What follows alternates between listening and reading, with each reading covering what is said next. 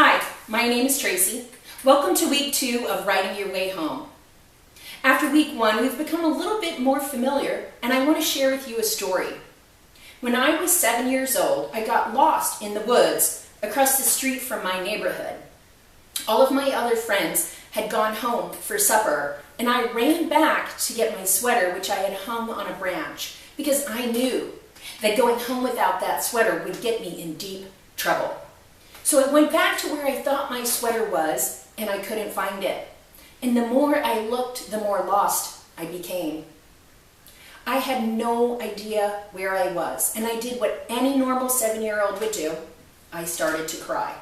And as I'm stumbling through the woods like a zombie, tears running down my face, I finally stumbled across a pile of logs that represented a fort that me and the other neighbor kids had built. From that point, I knew where the path was to get myself back home. Now, it was a pretty terrifying moment because as a child, that feeling of being lost is a lot like death. Because who am I without my mom and dad, without my brothers and sisters in the house I live in? What am I without those familiar things? When this feeling showed up for me as an adult, when I'm sitting in my own car, in my own driveway of my own house, wondering why I felt so lost in my life, it scared me. I was terrified.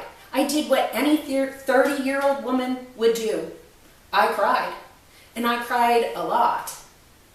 But when I was done crying, I knew an important thing that I had learned as a child, which was if I could only find some kind of guidepost, I could find my way back home. So I started to ask myself some questions like, what do I know about myself and what can I trust? Where can I point myself? What direction can I take in order to find my way back home? It's important for us to find the things that are most familiar to our inner being so that we can find out and discern and separate from the outside world that's demanding all of our energy.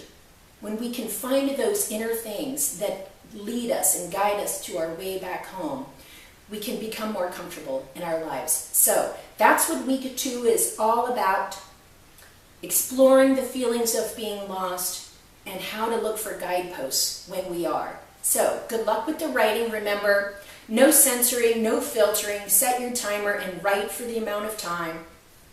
We're not looking for perfect writing. We're looking for the story that you tell yourself about yourself. So good luck, and I'll see you in week